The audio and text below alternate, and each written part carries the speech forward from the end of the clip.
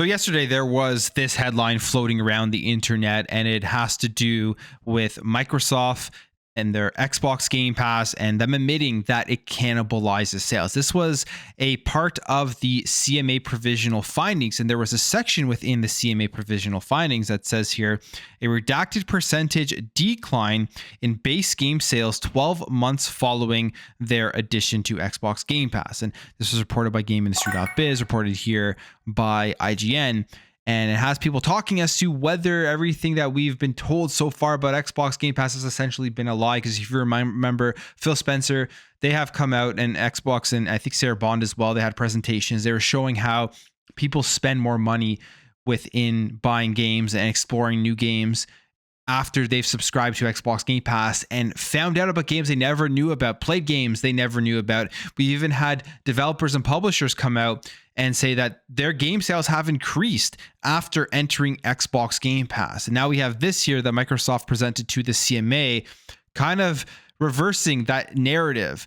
But it's not as clear cut as what the news articles from like IGN and GameIndustry.biz are making it out to be. So let's go take a look at the provisional findings, because there is some nuance here in this data that you have to actually take into account rather than just looking at this statement. So this is what they took. It was 5.61 here from the provisional findings that the CMA published, and it says Microsoft also submitted that its internal analysis shows, again, redacted percentage decline in the base game sales 12 months following their addition on Game Pass. Now, you look at that 12 months following the addition on Game Pass, that could be a year after its release, or is that in the day it was released all the way to 12 months after it lands on Game Pass? I'm not 100% sure what they mean there, but let's just say it's a year after the game released on Game Pass. They're seeing a decline in the base game sales, and that would just make a ton of sense. Anytime a game comes out months after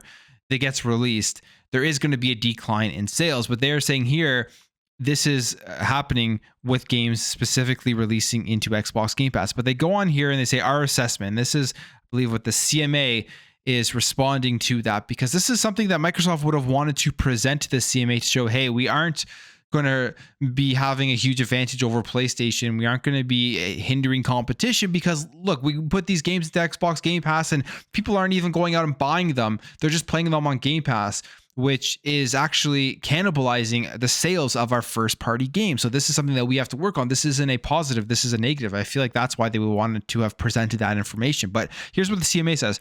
We consider that Microsoft's telemetry data and internal analysis presented above have some limitations. So right there, the data they are presenting, obviously, Microsoft is going to frame it in a way that would probably give them an advantage to try to get this deal to be passed.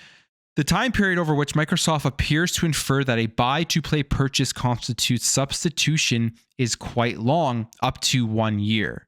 So right there, up to a year after it's entered Game Pass. So I guess that kind of clarifies specifically what they're referring to in 5.61. That is a long period of time. Games come out, the hype is there, a couple of weeks generally, and then you don't hear about a lot of these games again. Like essentially the big releases, the hype's there for a couple of weeks. Even go on social media, you'll see a couple of weeks, maybe 2 weeks or 3 weeks. And then after that, you really don't hear about any of these games for the rest of the year. You have the small snippet here and there of people talking about it, but it's generally the people that focus mainly on that specific game that talk about it throughout an entire year. But in terms of the major hype, it's just a rolling cycle of what game is coming out next. And that's not realistic to how people play games, because most people get a couple games a year and they play those games throughout the majority of the year. Or that game that came out a month ago, they're probably still playing a year later. So the cycle of hype doesn't really, I guess, show how well these games are doing and when people are always buying these games. But that's kind of how it works. And you'll be able to see that on social media. Like, for example, Hogwarts Legacy, give it a couple weeks, probably not many people are going to be talking about it. Moreover, the observation that Game Pass customers continue to purchase buy-to-play games during the period is more consistent with complementarity and then substitutability. Some big words there. But basically, I guess they're saying here, buy-to-play games they're just consistent with complementing the Xbox Game Pass stuff. Game Pass customers They play these games in Game Pass, and they also go out and purchase games as well. Given buy-to-play purchases continue even during the subscription period, it is unclear from Microsoft's submission whether and to what extent the proportion of consumers that make buy-to-play purchases within a year of closing their subscription is different from the proportion of consumers making buy-to-play purchases that never had a subscription in the first place. So they don't give them that data of people who have signed up to Game Pass to try out a game, to play a couple of games. Then do they go out and buy those games later? Do they go out and buy those games when they don't have the subscription to Xbox Game Pass anymore versus somebody who's never had an Xbox Game Pass subscription? Do those people go out and buy the games more often than the people that have been subscribed to Xbox Game Pass? And I would say, I don't know, the data is, I guess, very unclear there. I know for myself that I really do have a mix of both. I buy a lot of games still. I didn't think I would be buying as many games as I have been after Xbox Game Pass came out. And that's mainly just because I just love video games. I love I love the art. I love everything about them. So it's probably my biggest consuming product is video games. So I'm always buying stuff for it. And I'm sure there are people very similar to me that have Game Pass and buy a ton of games. And then there's people who have Game Pass, buy nothing. And then there's people who don't have Game Pass and maybe spend less on games overall than somebody who has Xbox Game Pass. I think that's one thing that they don't mention here as well, is if a customer has Xbox Game Pass, how much are they actually spending compared to customers that don't have Xbox Game Pass? I feel like that would be an interesting stat to see. I feel like customers who have Game Pass may be spending more overall, which is the strategy of Xbox. They know if you get a customer into their ecosystem, into Xbox Game Pass, there's a high likelihood that that's not where they're going to stop spending money. They're going to buy DLCs for games that they've played in the Xbox ecosystem, so Xbox gets a cut. They're going to want to buy the games that have rotated out of Game Pass in the Xbox ecosystem again, so Xbox gets a cut. And they'll be attracted every single time they open up their Xbox and see that there's this massive 70%, 80% off sale within the Xbox store. There's a likelihood that they will spend that money. Whereas if you're somebody who's not subscribed to Game Pass, you're probably turning your system on less, and the likelihood that you're going to be spending money within that ecosystem is probably lower. That's the way I see it, but I mean, I could be wrong. That's why I guess that they're questioning that data there.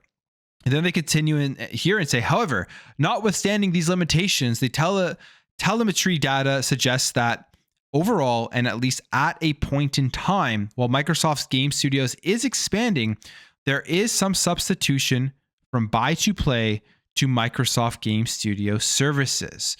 So as they grow, people are substituting, going out and actually purchasing games and just subscribing to Game Pass, and that's where they're spending their money. It also suggests that there is possibly some diversion from Microsoft Game Studios to buy-to-play services, but the data is more unclear in that respect, as the magnitude of any substitution effect is lower and more difficult to detect by just looking at the data.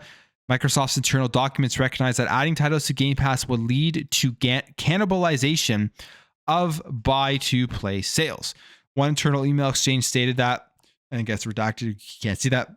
And then they got some other internal documents. Then they go on here to say, we asked third parties to provide their views on the level of substitutability between buy-to-play and Microsoft Game Studio services within gaming.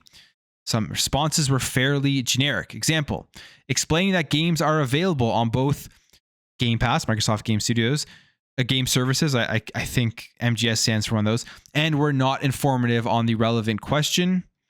And however, the other responses in the round suggest that MGS services place some constraint on buy-to-play services and vice versa. So essentially what is being said here is this quote that was taken and ran with by all of these articles, obviously to create this discussion and create people talking about the sustainability of Game Pass, because that's something that people have been talking about since the beginning of Game Pass, since they launched it, and especially the beginning of this generation in 2020, when it was people saw, hey, Xbox is back with the Series X and the Series S.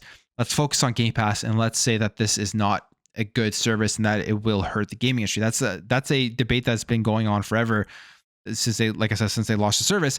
This is trying to spur that debate again based off of this one quote, but you read through it, you get more context from it, and it's just completely unclear. We don't actually know whether there is a true cannibalization of these games because of Xbox Game Pass. I'm sure that there are people, actually there are, this has to be a fact. There are people that aren't going out and buying first party Xbox games because they're in Game Pass.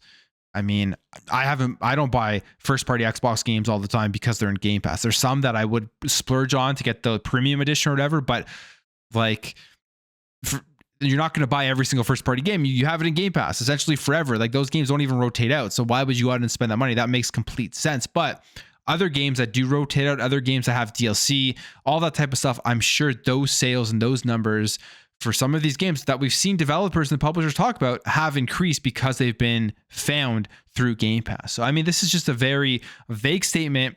I don't think it really means anything. I don't think it means that Game Pass is bad for gamers or for the gaming business.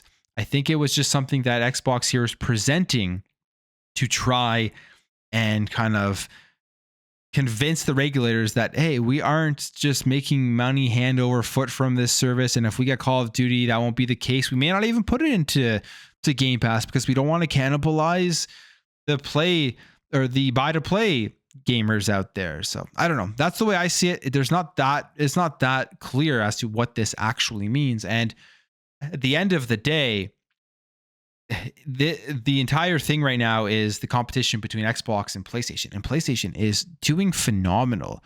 They're doing phenomenal, so good right now, using an older strategy, which is buy to play. Well, I guess not an older strategy, but like the locking people to that single console and not having the big ecosystem with the subscription services, which I think is the future. Even though they're doing phenomenal now, I still think the ecosystem, the subscription, being able to play on any device is going to be the future of gaming, and PlayStation will adjust more and more towards that, as they already have taken steps to do that. But they are doing extremely well right now, as we have some stats here where they have broken 6 billion game sales, or they will break 6 billion game sales by mid 2023. It says from the PS1 to the PS5, PlayStation's total lifetime software sales should break 6 billion by mid 2023. Sony's video game division, again, is set to break this milestone in 2023. The company is expected to pass 6 billion cumulative game sales mark by the end of Q1 fiscal year 2023, or June 30th, 2023. And that's all their consoles. That's PS1, PS2, PS3, PS4, and PS5. But that's a huge number. 6 billion. 6 billion. That's massive. PlayStation is not suffering.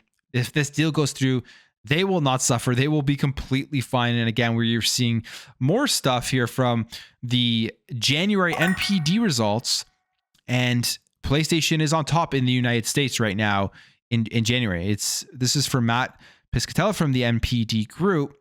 And he says here, US video game hardware spending was flat compared to a year ago at $393 million. Growth in PlayStation 5 and Switch hardware spending was offset by declines across other platforms. PlayStation 5 was the US market's best-selling hardware platform of January 2023 in both unit and dollar sales, with Switch ranking second across both measures, and Xbox is below that right now. The financials from 2022, Xbox didn't have a great year, but they still did some good stuff without having the big first party release. But PlayStation has just been knocking it out of the park recently, and they're going to continue to do that, especially if they release a game like Spider-Man 2, which makes all of this stuff with the CMA and trying to protect PlayStation, thinking that they're going to be taken out if this deal goes through, even more interesting when you see more of these numbers come out. But I'm going to leave it there, guys. Let me know what your thoughts on this are. What's your interpretation of this quote here about the cannibalization of sales and the information that wasn't talked about in these big media articles that were put out? But let me know what you guys think about everything. Thank you guys for watching. Thank you for your support. If you are new here, hit the subscribe, help this channel grow. Almost at 10K subscribers. Let's get there. I need 500 more subscribers, and it'll be awesome to see this community have grown to that number. But again, thank you for watching, and I'll catch you guys in the next video.